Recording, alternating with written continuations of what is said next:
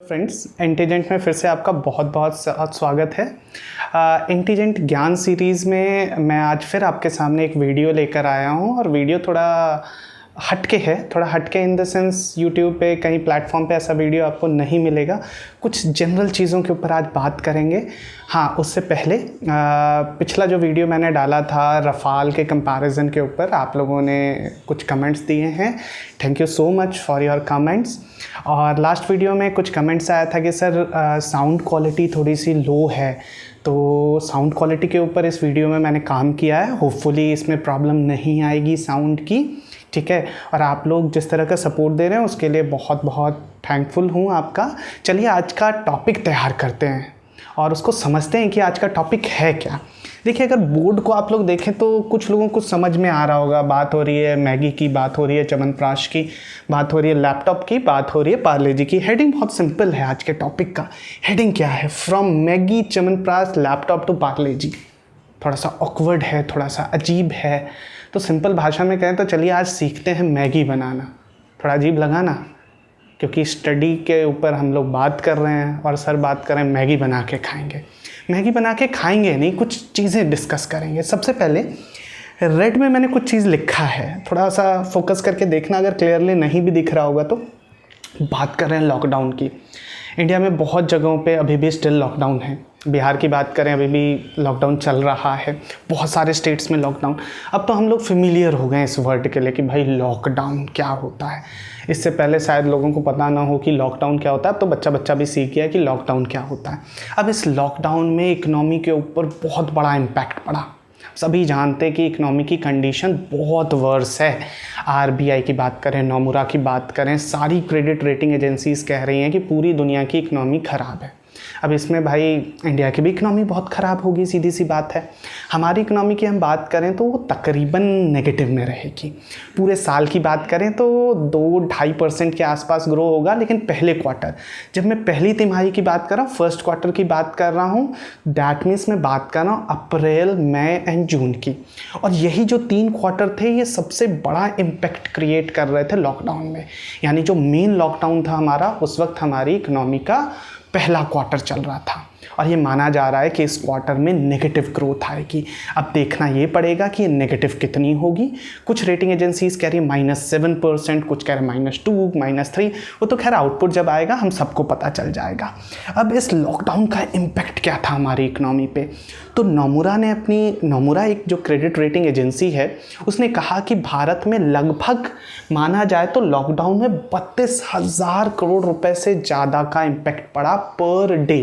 यानी हमें लॉकडाउन में हर दिन तकरीबन 32,000 करोड़ रुपए से ज़्यादा का नुकसान हुआ। अब मल्टीप्लाई कर लो कि कितने दिन तक लॉकडाउन चला तो आपको अंदाज़ा लग जाएगा, ठीक है, कि कितना हैवी। चलिए, ये तो बात हुई नेगेटिविटी की, क्योंकि जब से हम लोग लॉकडाउन में गए इकनॉमी में सिर्फ नेगेटिव चीज़ों पे चर्चा हुई है कि ये बर्बाद हो गया, बेरोजगारी हो गई, ये हो गया, वैसे हो गया। आज मज़ेदार क्या है, जैसे चटपटा मैगी होता है वैसे ही कुछ चटपटी मज़ेदार बातें करेंगे, वो भी पॉजिटिव बातें करेंगे। और पॉजिटिव बात क्या कि इस लॉकडाउन में इकनॉमी में पॉजिटिव चीज़ें क्या देखने को मिली। देखिए, पॉजिटिव जब मैं बात करूं कि इकोनॉमी में पॉजिटिव क्या आया, तो लोगों का दिमाग 2 ही चीज़ों पे डालता है, और वो किस पे जाता है? मास्क पहन रहे थे और घर में हाथ धो रहे थे। तो बिल्कुल सही बात, मास्क की बिक्री, मास्क बनाने वाली कंपनियां बहुत प्रॉफिटेबल रहीं। सैनिटाइज़र बनाने वाली कंपनियां, हैंड वॉश बनाने वाली, साबुन बनाने वाली, सब बहुत प्रॉफिटेबल। इसके अलावा क्या इम्पैक्ट हुआ? इसके अलावा जैसा कि हमारा हेडिंग है, और हेडिंग क्या कह रहा है? मैगी से, च्यवनप्राश से, लैपटॉप से लेकर पार्ले जी। बिल्कुल सही बात। ये कुछ ऐसे प्रोडक्ट थे हमारी इकनॉमी में जिन्होंने पूरी दुनिया को शॉक्ड कर दिया अपने ग्रोथ चार्ट्स दिखा के कि भाई पेंडेमिक की कंडीशन में ये वो प्रोडक्ट थे और इनकी कंपनियां आज सबसे ज़्यादा खुश है। और ये तो कंपनियां मना रही होंगी कि मोदी जी कुछ और लॉकडाउन कर दें, ठीक है, पेंडेमिक और बढ़ जाए ताकि हमारा सामान और बिके, ठीक है। तो बात करते हैं कि पेंडेमिक में पॉजिटिव चीज़ें इकोनॉमी में क्या हुई। मैंने 4-5 चीज़ों को यहाँ पे कैटेगराइज किया है। ये 4-5 चीज़ें हैं क्या हमारी। मैंने इम्यूनिटी बूस्टर प्रोडक्ट्स के ऊपर बात करने की कोशिश की है। मैंने कंफर्ट फूड का एक कैटेगरी बनाया है। मैंने डिजिटल सर्विसेज का एक कैटेगरी बनाया आप लोगों के लिए। एक गोल्ड लोन्स की कैटेगरी इकोनॉमिकली इंपॉर्टेंट है। और दूसरी चीज़ किसकी, अप्लाइंसेस की बात की गई है यहाँ पे, ठीक है। सबसे पहले बात करेंगे इम्यूनिटी बूस्टर। इम्यूनिटी बूस्टर तो मोदी जी ने इम्यूनिटी बूस्टर की बात की, और उससे पहले तो इम्यूनिटी बूस्टर के पीछे बाबा रामदेव पड़ गए। अब बाबा रामदेव की माने तो भाई पूरा इम्यूनिटी सिस्टम आयुर्वेद का उठा के ले आए। एक चीज़ देखिए कितनी अच्छी बात यहाँ पे हमें पेंडेमिक में देखने को मिली। आयुर्वेद हमारा सिस्टम है, हमारा मेडिकल सिस्टम है। कोरोना से पहले शायद ही 5 या 6% कुल आबादी के लोग होंगे जिनका ट्रस्ट होता होगा आयुर्वेद के ऊपर। लेकिन आज देखिए लोग हर दुकान पे मारे मारे फिर रहे हैं। किस चीज़ के लिए भैया, गिलोय मिलेगा, गिलोय का जूस मिलेगा, च्यवनप्राश मिलेगा। अब सोच लीजिए घर घर में जब गिलोय ढूंढा जा रहा है तो गिलोय को बनाने वाली आयुर्वेदिक कंपनियों का प्रॉफिट कहाँ पहुँचा होगा। बिल्कुल सही बात। इम्यूनिटी बूस्टर, तो इम्यूनिटी को बूस्ट करने में जितने भी आयुर्वेदिक प्रोडक्ट्स यूज़ होते हैं, क्योंकि एलोपैथिक दवाइयाँ तो इम्यूनिटी को बहुत ज़्यादा बूस्ट नहीं कर सकती, तो क्या यूज़ होगा आयुर्वेदिक। यहाँ पे 2 कंपनियाँ जो कि भाई चार्ट्स अपने रिकॉर्ड को तोड़ रही है, प्रॉफिट के चार्ट्स को तोड़ रही है। 2 कंपनी थी, एक पतंजलि आयुर्वेदिक, एक डाबर आयुर्वेदिक। पतंजलि के तो एक्चुअल फिगर्स नहीं डिस्क्लोज़ होते हैं, क्योंकि कंपनी अभी बहुत ज़्यादा प्रॉफिट को डिस्क्लोज़ नहीं करती है, चीज़ों को डिस्क्लोज़ नहीं करती है। लेकिन हाँ, डाबर एक लिस्टेड कंपनी है मार्केट में, ये अपने प्रॉफिट को डिस्क्लोज़ करती है। और ये माना जा रहा है कि इम्यूनिटी बूस्टर सेगमेंट में 283% से लेकर 700% तक का हाइक। सोच के देखिए इस हाइक को। कहाँ डाबर का च्यवनप्राश बिकता नहीं था, और इन 3 महीनों में डाबर ये कह रहा है कि 400% का हाइक। यहाँ तक कि डाबर हनी में तकरीबन 40% का हाइक देखने को मिला है। गिलोय जूस की और गिलोय प्रोडक्ट्स की बात करें, अश्वगंधा की बात करें, तो इनके प्रोडक्ट्स में 1000 से 2000% तक का हाइक देखने को मिला है। तो सबसे बड़ा अगर बूस्ट इंडिया की इकोनॉमी में किसी चीज़ को कोरोना की वजह से मिला है तो वो किसको मिला है, इम्यूनिटी बूस्टर प्रोडक्ट्स को। और बहुत सारी नई कंपनी, जो कंपनियां नहीं भी थी आयुर्वेदिक के प्रोडक्ट बनाने में, वो भी उतर आई। अब तो ये सुनने को मिल रहा है कि एलोपैथिक कंपनियां भी कुछ भाई गिलोय वगैरह बनाना स्टार्ट करी। चलिए बढ़िया चीज़ है। दूसरी चीज़ हमारे लिए क्या, कम्फर्ट फूड। जब कम्फर्ट फूड की बात करेंगे तो बात किसकी करेंगे, मैगी की। और किसकी बात करेंगे, पार्ले जी की। देखिए यहाँ पे क्या है, मैगी बड़ी चीज़ नहीं है। कंफर्ट फूड में अगर दुनिया में किसी प्रोडक्ट ने सबको शॉक किया तो वो प्रोडक्ट था पार्ले जी। अब ये पार्ले जी पॉपुलर कैसे हुआ, सबसे सस्ता बिस्किट है, सबसे ट्रस्ट वर्दी बिस्किट है, और लोग इसको खाने से हेजिटेट नहीं करते हैं, और इसका टेस्ट भी ऐसा माना जाता है कि भाई सबको पसंद आ जाएगा। तो इंडिया में हुआ माइग्रेंट जो लेबर्स थे हमारे, उनका इशू हुआ, और इसी दौर में हमने देखा कि सब जी लेबर्स की मदद कर रहे हैं, लोगों की मदद कर रहे हैं, जो लोग बेचारे भूखे हैं उनकी मदद करें। अब मदद करोगे तो सस्ते में मदद कैसे होगा, क्या खिलाइए, पार्ले जी खिलाइए भाई, 3 रुपये का बिस्कुट, 2 रुपये का बिस्किट खिलाते जाइए। तो पार्ले कंपनी ने ये कहा कि इस पेंडेमिक सिचुएशन में सिर्फ पार्ले जी की सेल्स में तकरीबन 500% का हाइक आया, ज़बरदस्त हाइक।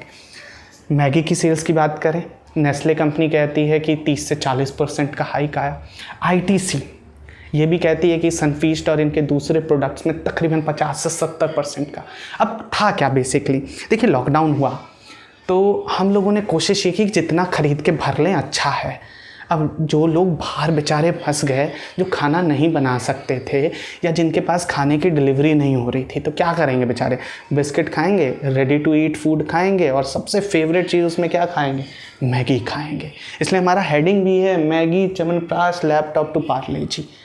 ठीक है, समझ में आया। चलिए, तो कंफर्ट फूड सेगमेंट की बात करें तो तकरीबन कंपनियां कह रही हैं कि 10 से 200% का इनका सेल्स इंक्रीज हुआ है, इतना सामान इनका बिका है।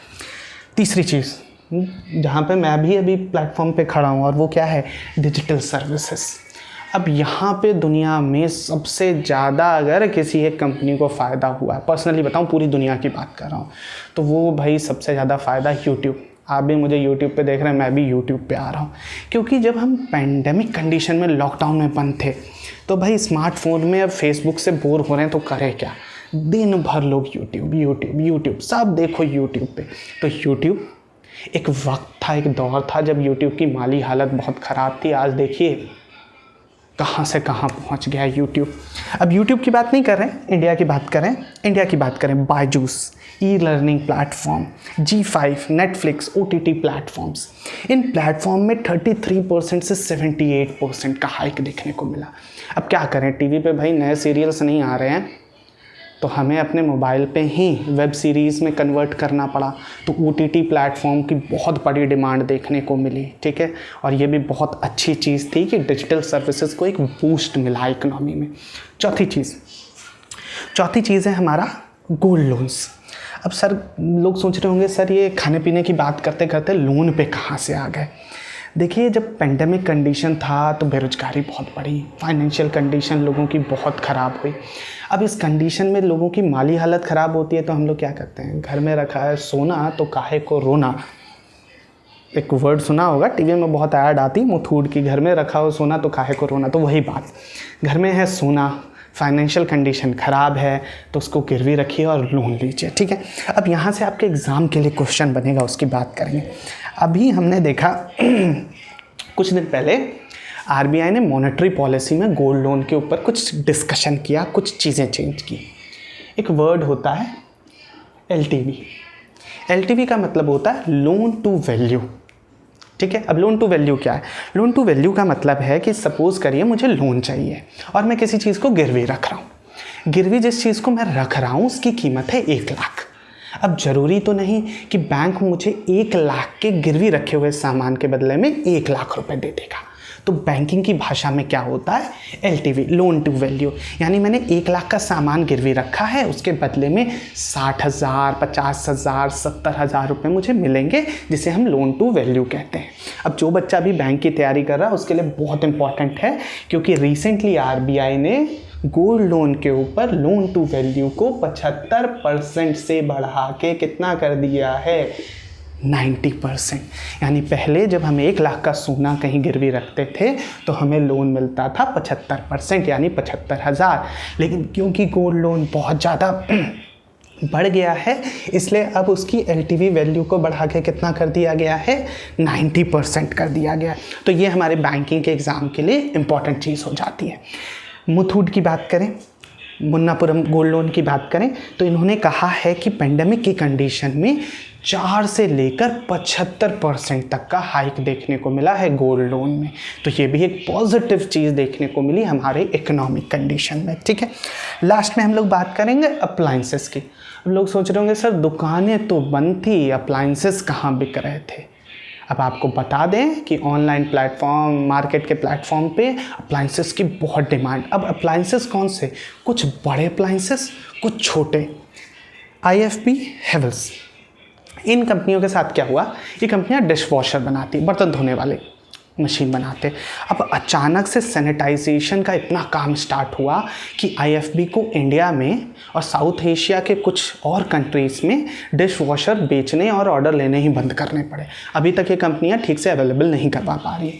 जहाँ तक बात हुई हेवल्स और फिलिप्स, अब देखें यहाँ पर बड़ी मज़ेदार चीज़ है। आजकल हम जिससे भी मिलते हैं, स्पेशली मेंस से, देखते बेचारे के बाल बड़े हुए, दाढ़ी बढ़ी है, क्या बार्बर शॉप्स बंद है? भाई बार्बर शॉप्स बंद है तो बाल कहाँ कटवाएंगे? तो हमने देखा सचिन ने वीडियो डाला, भाई खुद ही अपने बेटे का बाल काट रहे हैं। और एक मज़ेदार चीज़ है, हम सब ने कुछ ना कुछ ट्राई किया होगा, खुद से बाल काट लें, खुद से दाढ़ी काट लें। तो फिलिप्स का ये कहना है कि जो ग्रूमिंग चीज़ें आती हैं, ट्रिमर आते हैं, दाढ़ी बनाने वाले इक्विपमेंट्स आते हैं, बार्बर शॉप के इक्विपमेंट्स, उनमें 70% की ग्रोथ। दैट मीन्स अब लोग खुद ही खरीद रहे हैं और कह रहे हैं यार जब तक सिचुएशन ठीक नहीं होती घर में ही बाल काट लेंगे अपना और घर में ही बाकी चीज़ें भी हो जाएंगी, ठीक है। तो ये था कंडीशन हमारी इकोनॉमी में पॉजिटिव चीज़ों का। तो कुछ चीज़ें देखिए, हर वक्त हम लोगों की आदत हो गई थी कि नेगेटिव चीज़ों पे बात करनी है। भाई पेंडेमिक कंडीशन है, लॉकडाउन है, देखिए इकोनॉमी में अगर कोई चीज़ गिर रही है तो कुछ ना कुछ ज़रूर बूस्ट हो रहा होगा। ऐसा हर वक्त नहीं होता है कि सब कुछ डिक्लाइन पे हो। अगर किसी के लिए कुछ चीज़ें डिक्लाइन है तो किसी के लिए वो अपॉर्चुनिटी बन सकती है। और हमारे PM ने भी इसी चीज़ को कहा कि पेंडेमिक को क्या क्रिएट करना चाहिए, अपॉर्चुनिटी में क्रिएट करना चाहिए, ठीक है। और धीरे धीरे हम देख रहे हैं कि इकोनॉमी में रिवाइवल आ सकता है। तो देखिए यही थी मज़ेदार चीज़। एक्चुअल में ये जो आर्टिकल था मैंने ब्लूमबर्ग में पढ़ा था। ब्लूमबर्ग में बड़ा प्यारा चीज़ लिखा हुआ था कि हम इंडियंस ने लॉकडाउन में बेसिकली अपना पैसा कहाँ खर्च किया। तो मैंने सोचा क्यों ना इस छोटी सी वीडियो के साथ, छोटी नहीं थोड़ी सी लंबी वीडियो के साथ आप लोगों से डिस्कस किया जाए कि भाई इकोनॉमिक के डिक्लाइन कंडीशन में भी कुछ पॉजिटिव चीज़ देखने को हमें मिली है।